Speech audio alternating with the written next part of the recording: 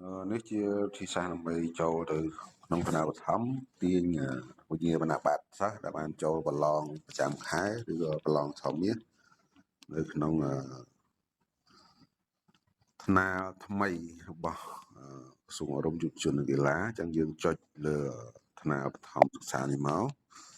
តទៅមកយើងចូលអនុវិស័យបឋមសិក្សាតទៅមកយើងចូលថ្នាលសិស្សរៀនសូត្រធ្វើលំហាត់ធ្វើតេស្តនិងប្រឡងតទៅមកយើងចុចថ្នាលថ្មីតទៅមកចូលគណនីរបស់លោកគ្រូអ្នកគ្រូដែលចង់ទាញយកវិញ្ញាបត្រសិស្សរៀងៗខ្លួនអញ្ចឹងឧទាហរណ៍ចូលថ្នាក់ទី3កនៃសាលាខ្ញុំចូលរួចហើយអញ្ចឹងលោកគ្រូអ្នកគ្រូហ៊ានបន្ទាប់លោកគ្រូអ្នកគ្រូចុចលើគណនីឈ្មោះគណនីរបស់លោកគ្រូអ្នកគ្រូដែលមានរូបថតឬឈ្មោះនៅខាងលើនេះកែងខាងស្ដាំតទៅមកលោកគ្រូអ្នកគ្រូចុចលើថ្នាលតេស្តតទៅមកលោកគ្រូអ្នកគ្រូចុចលើរូបសញ្ញាព្រួញវិលជុំនេះវិលជុំព្រួញវិលមកក្រោមហ្នឹងចុចកន្លែងហ្នឹងនៅក្នុងកុំព្យូទ័រគេដាក់ថាប្រវត្តិធ្វើតេស្តកន្លែងហ្នឹងណាប៉ុន្តែនៅក្នុងទូរស័ព្ទអត់បង្ហាញទេកន្លែងហ្នឹងគឺដាក់រូបសញ្ញាព្រួញអញ្ចឹងលោកគ្រូអ្នកគ្រូចុចលើហ្នឹងមក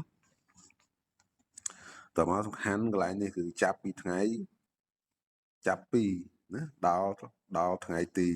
ខាងនេះអញ្ចឹងយើងបដូរចាប់ពីថ្ងៃទីនេះមក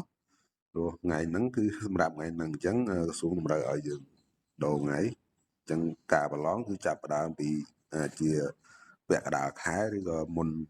ពាក់កណ្ដាលខែតិចតួចអញ្ចឹងខ្ញុំឧទាហរណ៍ថាខ្ញុំជ្រើសរើសចាប់ពីថ្ងៃ10ខែឧសភាមកចុះអញ្ចឹងចុចថ្ងៃ10មកអញ្ចឹងវាចាប់ផ្ដើមទាញមកហើយអញ្ចឹងពីថ្ងៃ10ដល់ថ្ងៃ2ខែ6នេះគឺសិស្សទី3កនេះគាត់បានចូលប្រឡងហើយណាអញ្ចឹងគ្រូអ្នកគ្រូអាចមើលទៅទំព័រផ្សេងរហូតទល់អស់សិស្សទៅណាអញ្ចឹងសិស្សខ្ញុំមានតែ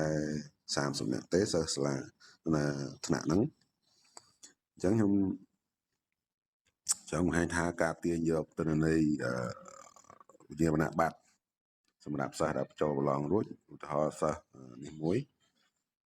លេខរៀង11ទូជាម៉ៃខ្ញុំចុចលើរូបនេះមកគឺសញ្ញាព្រួញមានអីតម្រពីក្រោមហ្នឹងនឹងដូចទាញជា file PDF មើលទិន្នន័យដែលគាត់បានធ្វើណាហើយខាងស្នាមដៃបន្ទាប់នេះមានរូបវិញ្ញាបនបត្រហើយនឹងដូចជាចំណាត់ថ្នាក់នៅក្នុងហ្នឹងអញ្ចឹងចុចលើរូបហ្នឹងមកនេះវាចេញជាវិញ្ញាបនបត្រសម្រាប់សិស្សមួយអញ្ចឹងលោកគ្រូអ្នកគ្រូអាចទាញវិញ្ញាបនបត្រហ្នឹងទុកនៅក្នុងទូរស័ព្ទដៃឬក៏ផ្ញើទៅកុំព្យូទ័រសម្រាប់ print ឬក៏ print ចេញពីទូរស័ព្ទក៏បានសម័យឥឡូវគឺអាច print តាមទូរស័ព្ទបានបាទមានប៉ុណ្ណេះសូមអរគុណហើយសម្រាប់សិស្សផ្សេងទៀតយើងចុចដូចគ្នានឹងដែរចុចបន្តបន្ទាប់មកគឺវាចេញឈ្មោះសិស្សផ្សេងទៀត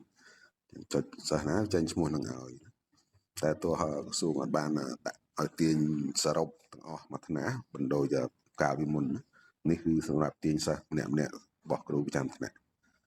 បាទមានប៉ុណ្ណេះសូមអរគុណ